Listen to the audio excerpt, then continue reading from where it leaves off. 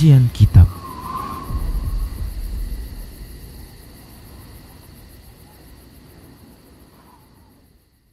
Bismillah, assalamualaikum warahmatullahi wabarakatuh. Innal hamdalillah nahmaduhu wa nasta'inuhu wa nastaghfiruh wa na'udzu billahi min shururi anfusina wa min sayyiati a'malina. May yahdihillahu fala mudilla lahu wa may yudlilhu fala hadiya lahu. Wa asyhadu an la ilaha illallah wahdahu la syarika lahu wa asyhadu anna Muhammadan 'abduhu wa rasuluhu sallallahu alaihi wasallam. Qala Allah tabaraka wa ta'ala, ya ayyuhalladzina amanu taqullaha haqqa tuqatih wa la tamutunna illa wa antum muslimun. Ya ayyuhan nasu taqu rabbakumul ladzi khalaqakum min nafsin wahidah wa khalaqa minha zawjaha wa bassa minhuma rijalan katsiran wa nisaa'a. Wattaqullaha alladzi tasaaluna bihi wal arham innallaha kana 'alaikum raqiba. Ya ayyuhalladzina amanu taqullaha wa qulu qawlan sadida yuslih lakum a'malakum wa yaghfir lakum dhunubakum wa may yuti'illaha wa rasulahu faqad faza fawzan 'azima. Amma ba'd. Fa inna asdaqal haditsi kitabullah wa khairal huda huda Rasulillah sallallahu alaihi wasallam wa syarrul umuri muhdatsatuha wa kullu muhdatsatin bid'ah wa kullu bid'atin dhalalah wa kullu dhalalatin finnar. Para pemirsa Rosyad TV dan para pendengar Radio Medan Mengaji serta para pemirsa media-media sunnah yang turut serta menyiarkan kajian ini. Alhamdulillah, segala puji hanya untuk Allah atas semua nikmat-Nya. Salawat dan salam tak lupa kita ucapkan untuk Rasulullah sallallahu alaihi wasallam. Kita lanjutkan bahasan kitab Minhajul Muslim. Masih bahasan tentang bab keempat tentang ibadah. Baik para hamba Allah rahimani wa rahimakumullah. Kali ini kita akan membahas salat sunat berikutnya. Pada pertemuan yang lalu sudah kita sebutkan terkait dengan salat sunat ditinjau dari ada sebab atau tidak ada sebab, maka terbagi menjadi dua. Yang pertama adalah salat sunat mutlak. Salat sunat mutlak yaitu salat sunat yang tidak memiliki sebab, dan itu sudah kita bahas dan sudah selesai pembahasannya. Nah, berikut ini kita akan bahas yang kedua, yaitu salat sunat muqayyad. Salat sunat muqayyad yaitu salat sunat yang dia memiliki sebab, ya, memiliki sebab, baik itu dikaitkan sebabnya dengan waktu, ya, seperti contohnya adalah qiyamul lail, duha, ya. Kemudian begitu juga ada sebab-sebab yang lain seperti ketika masuk masjid, ya, maka ada tahiyatul masjid, ya. Kemudian karena baru saja berwudu, maka seperti itu ada sebabnya. Para hamba Allah rahimani wa rahimakumullah. Nah, para ulama juga menyebutkan definisi dari salat sunat muqayyad ini adalah salat sunat yang datang dalil tentang pensyariatannya. Baik para hamba Allah rahimani wa rahimakumullah. Dan salat sunat yang memiliki sebab ini terbagi menjadi dua. Yang pertama adalah salat sunat rawatib.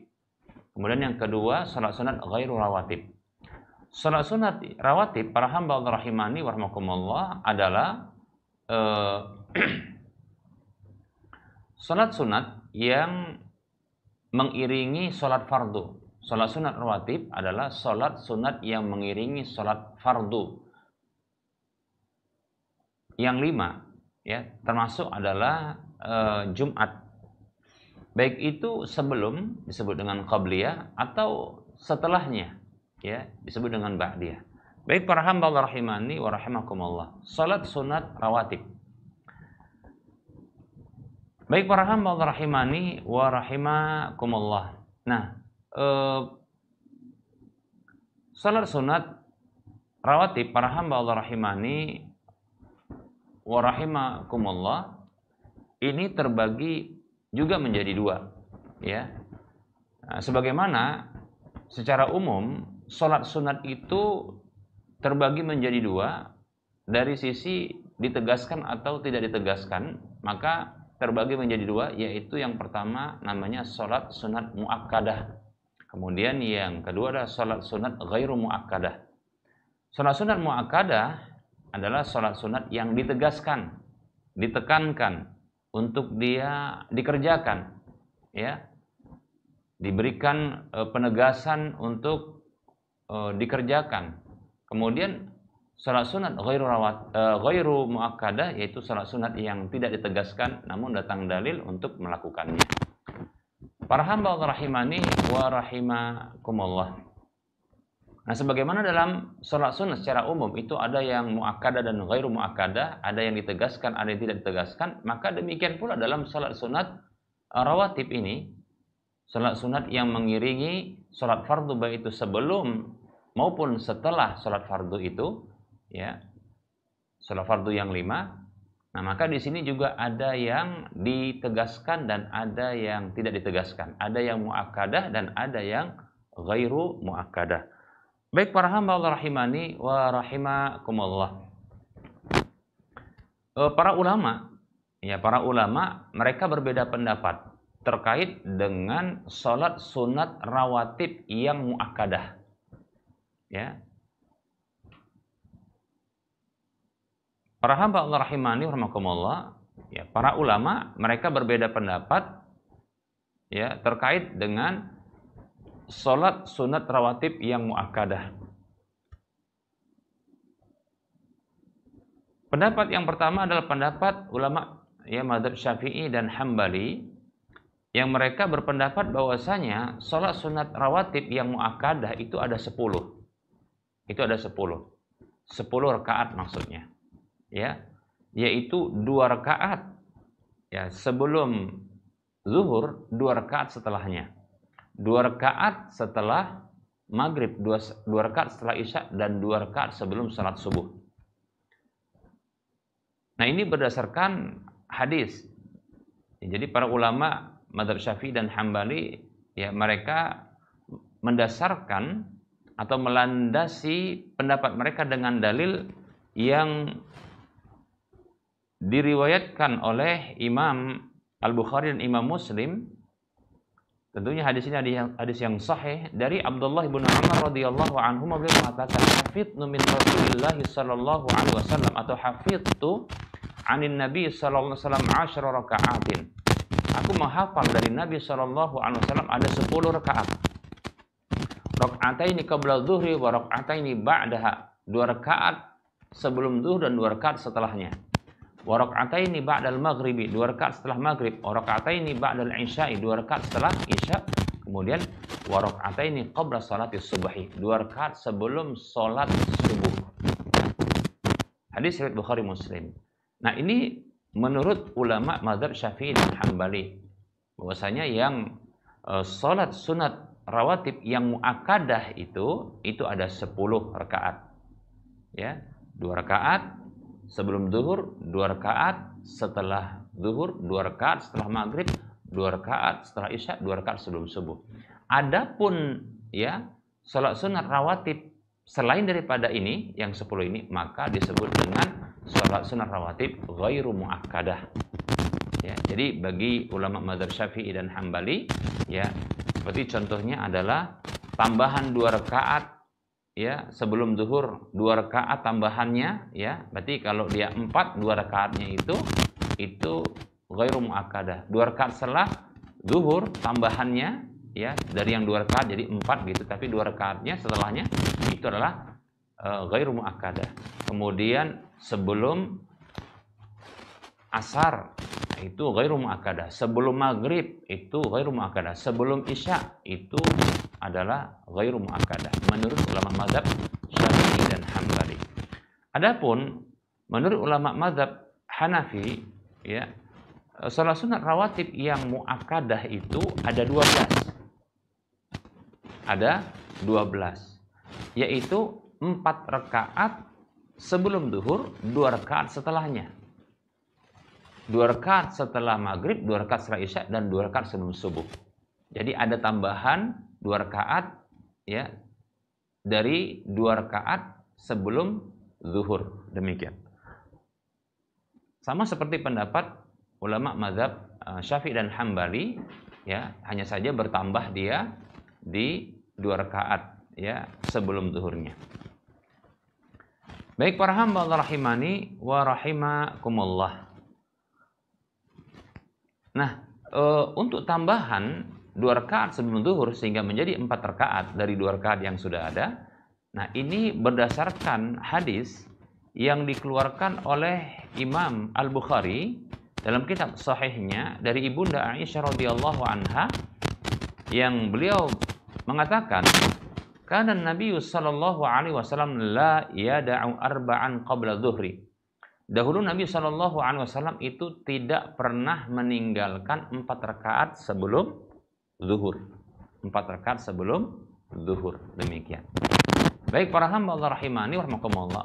Maka apabila kita gabungkan antara 2 hadis ini, yaitu hadis, ya, Abdullah bin Umar dengan hadis Ibunda Aisyah radhiyallahu anha, maka ini kalau kita gabungkan jadilah dia 12. Nah, seperti itu, ya. Nah, oleh karenanya ada riwayat yang lain dari Ibunda Ummu Habibah radhiyallahu anha, beliau mengatakan, sami'tu Rasulullah sallallahu alaihi wasallam yaqulu, aku mendengar Rasulullah sallallahu alaihi wasallam bersabda, man shalla isnatai asyrata rak'atan fi yaumin wa lailatin bunya lahu bihinna baitun fil jannati. Aku mendengar Rasulullah sallallahu alaihi wasallam dia bersabda, siapa saja yang salat 12 rakaat sehari semalam, maka dibangunkan untuk dia dengan 12 rakaat itu 1 rumah di surga. Masya Allah, ya. Qalat Ummu Habibah, berkata Ibunda Ummu Habibah radhiyallahu anha, fama taraktuhunna mundu sami'tuhunna min Rasulillah sallallahu alaihi wasallam. Maka aku tidak pernah meninggalkan 12 rakaat itu semenjak aku mendengarnya dari Rasulullah sallallahu alaihi wasallam. Hadis ini hadis yang dikeluarkan oleh Imam Muslim, Imam Tirmidzi, ya, Abu Daud, Ibnu Majah. Demikian pula An-Nasa'i. Baik para hamba Allah rahimani wa rahimakumullah.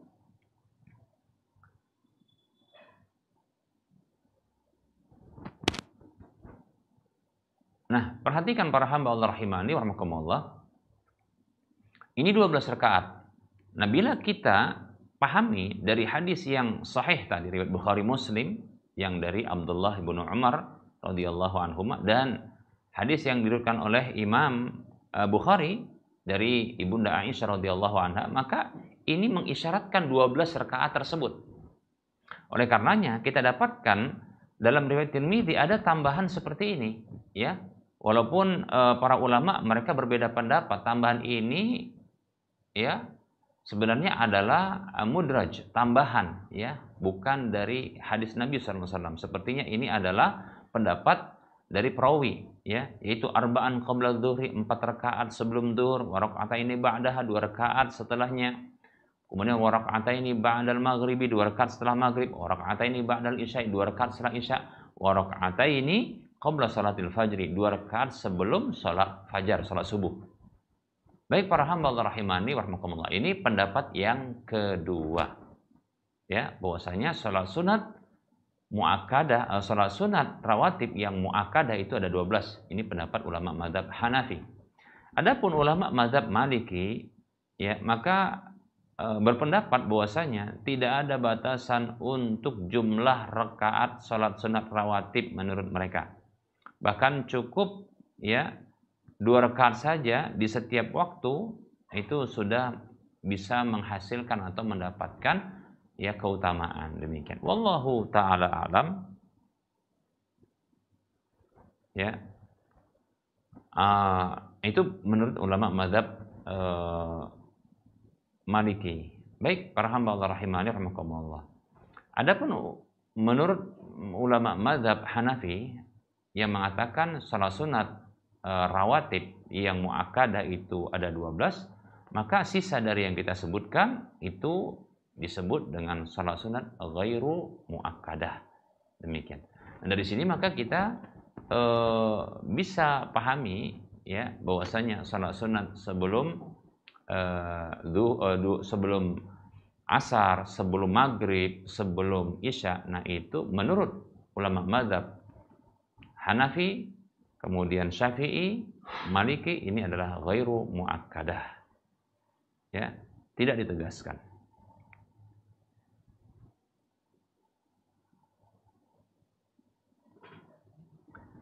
Baik para hamba Allah rahimani wa rahimakumullah. Nah, ini dia penjelasan terkait dengan salat sunat rawatib, ya. Salat sunat rawatib. Nah, para hamba Allah rahimani wa rahimakumullah, sebagaimana yang pernah kita sampaikan, ya. Sebagaimana yang pernah kita sampaikan bahwasanya salat sunat itu ada fungsinya adalah untuk menambal dan menyempurnakan salat fardu. Nah, salat sunat rawatib ini lebih spesifik untuk dia berperan sebagai penambal tersebut, karena dialah salat yang mengiringi salat sunat, ya, yang mengiringi salat fardu tersebut, baik itu sebelum maupun setelahnya. Demikian. Baik para hamba Allah rahimani wa rahimakumullah. Nah, oleh karenanya bersemangat kita untuk melakukan salat sunat rawatib ini, ya. Bersemangat walaupun di sana ada yang muakkadah, ada juga yang ghairu muakkadah, ya. Baik para hamba Allah rahimani wa rahimakumullah. Yang luar biasa adalah tadi hadis dari Ibunda Ummu Habibah radhiyallahu anha, ya. Itu 12 rakaat, Masya Allah. 12 rakaat bila kita lakukan para hamba Allah sehari semalam, 12 rakaat itu, ya. Maka insya Allah kita akan dibangunkan sebuah rumah di surga, ya. Siapa saja man shalla isnatai asyrata rak'atan fi yaumin wa lailatin buniya lahu baitun fil jannati. Masya Allah, ya. Siapa saja yang sholat 12 rakaat sehari semalam, maka dibangunkan untuk dia, ya, sebuah rumah di surga. Bayangkan kalau seandainya, ya, seandainya kita lakukan itu di setiap hari, ya, berapa rumah yang bisa kita dapatkan para hamba Allah rahimani rahimakumullah. Kita tahu begitu mahalnya kalau kita mau punya rumah di dunia ini, baik itu dengan cara kita membeli atau kita membangunnya. Jangankan rumahnya, beli tanahnya saja mahal, ya. Belum lagi nanti membangunnya, ya. Ya kalau ukuran mungkin sekitar 100 itu minimal lah kita katakan, ya. Apalagi di kota-kota besar tentunya lebih mahal lagi, ya. Di perkampungan atau di pedesaan saja, itu juga mahal, ya. Itu mahal, bukan murah, ya. Karena bahan bangunan itu selisih sedikit saja di antara, ya, perkotaan dengan pedesaan. Demikian para hamba Allah rahimani rahimakumullah. Kalaulah mungkin tapak rumah tersebut, yaitu lahan untuk rumah tersebut itu murah, tapi ternyata bahan-bahan bangunan itu mahal, belum lagi ongkos pembangunannya. Dan sudahlah mahal seperti itu untuk membangunnya para hamba Allah, taklah secepat yang kita bayangkan, ya. Yang bisa barangkali kita beli, nah, kita dapat. Tapi untuk mendapatkan uangnya, tentunya untuk mengumpulkannya juga tidaklah semudah itu, ya. Tidaklah bisa cepat, ya. 100 juta untuk mendapatkan, katakanlah, ya, ada harga rumah yang mungkin mungil, cantik, begitu, ya. Itu 100 juta. Tapi saya kira nggak ada yang segitu, ya. Ya. Adapun itu jarang-jarang, ya, kita katakan. Nah, kita katakan kita mau beli, memang ketika beli itu saja terkadang, ya, butuh waktu. Demikian. Baik, kita katakan kita beli cepat, tapi apakah mudah kita mengumpulkan 100 juta dalam waktu yang panjang, ya?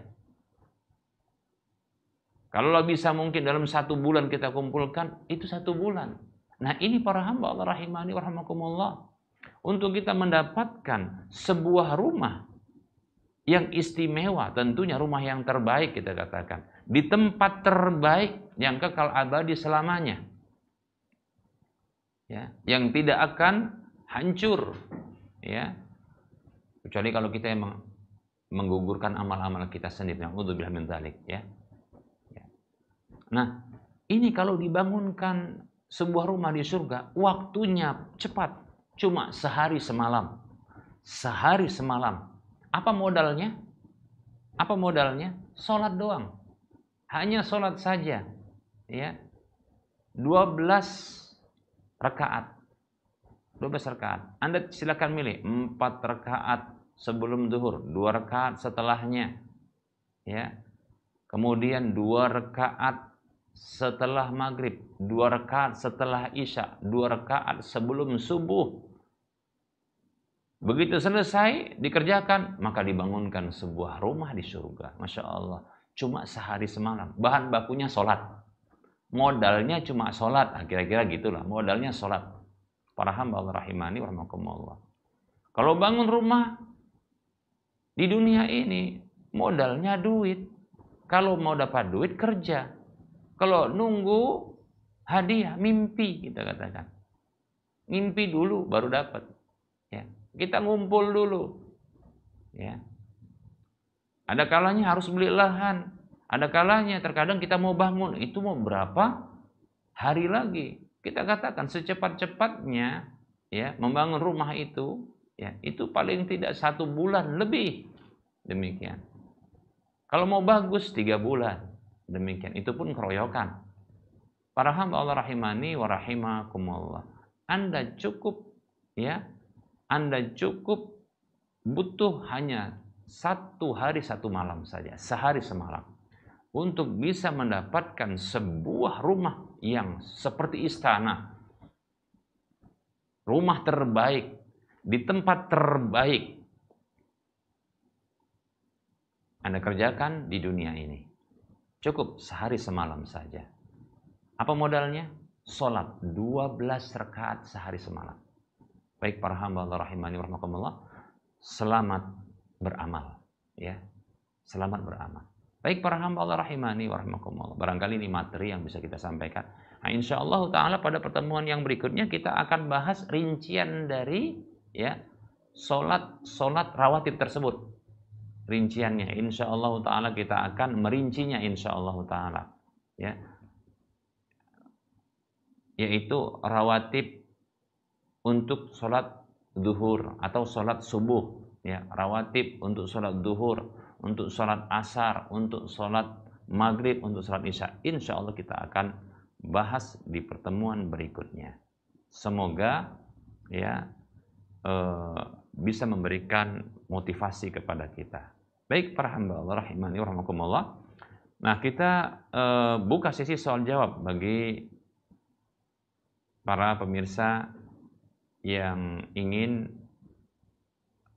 bertanya, dipersilahkan ya. Baik para hamba Allah rahimani wa rahmakumullah. Nah, ini ada pertanyaan. Assalamualaikum Ustadz, izin bertanya. 1. Hukum bagi seorang perempuan atau istri yang keluar rumah untuk jemput anak sekolah, belanja sayuran atau di tempat umum lainnya. 2. Sampai batas mana seorang perempuan dikatakan safar? Apakah boleh seorang istri safar ditemani oleh anaknya yang masih kecil? Bismillah wa alaikumussalam warahmatullahi wabarakatuh.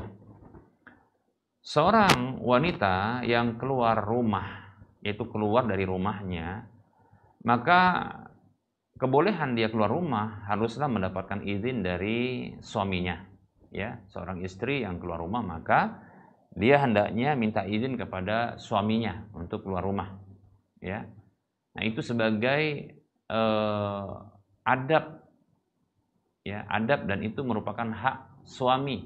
Demikian, ya. Seperti itu, ya.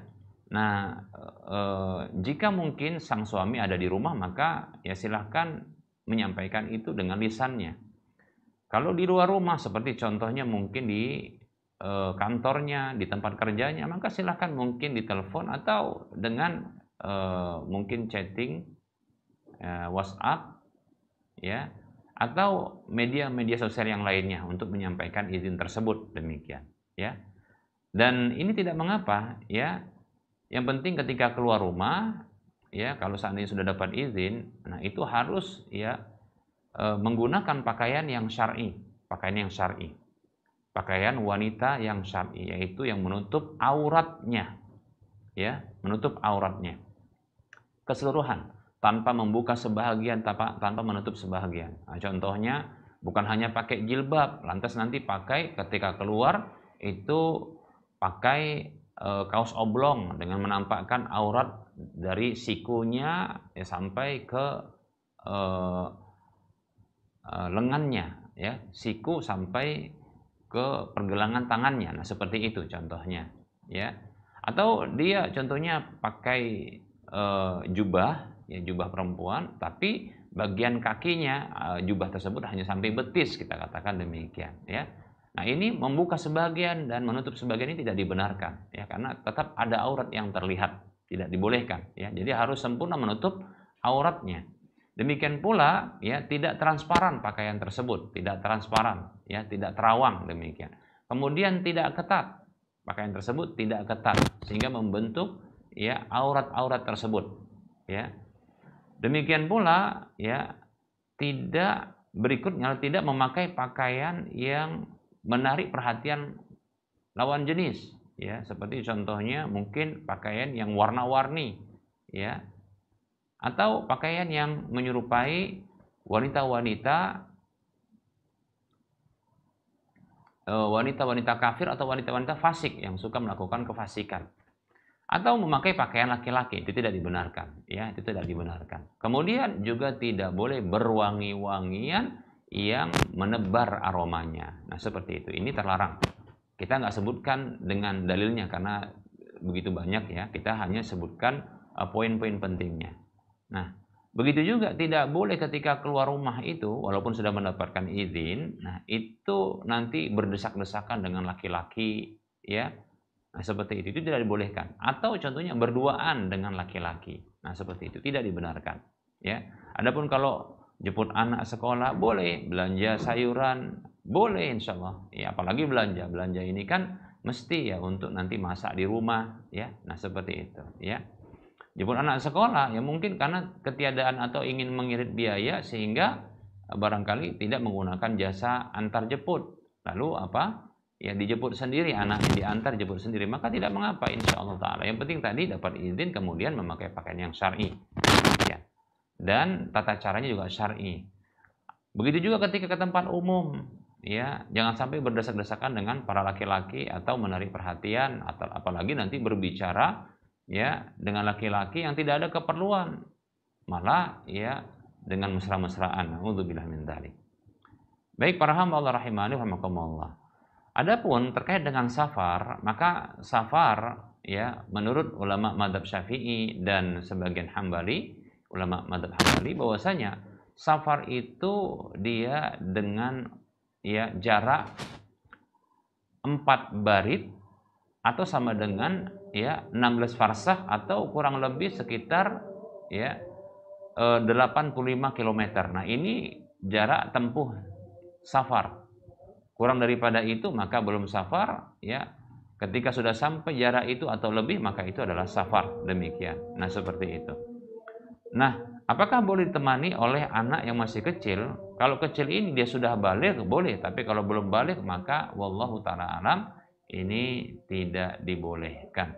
Nabi mengatakan sallallahu alaihi wasallam dalam hadis yang diriwayatkan oleh Imam Al-Bukhari dan yang lainnya, la yakhluwanna ar-rajulu bimra'atin illa wa ma'aha dzu mahramin wala tusafirul mar'atu illa ma'adhi mahramin. Tidak boleh seorang laki-laki berduaan dengan seorang perempuan kecuali bersama perempuan itu ada mahramnya, dan tidak boleh seorang perempuan bersafar kecuali bersama dengan mahramnya. Demikian. Nah, seperti itu, ya. Dan mahramnya itu haruslah, ya, dia tentunya laki-laki, ya, dan itu sudah dewasa, maksudnya sudah baligh. Ya, diperkenankan oleh sebagian ulama bila sudah masuk usia tamyiz.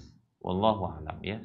Usia tamyiz seperti usia 7 tahun, ya, atau lebih, ya. Walaupun belum balik maka itu dibenarkan. Ya, dikasih dispensasi. Wallahu taala a'lam.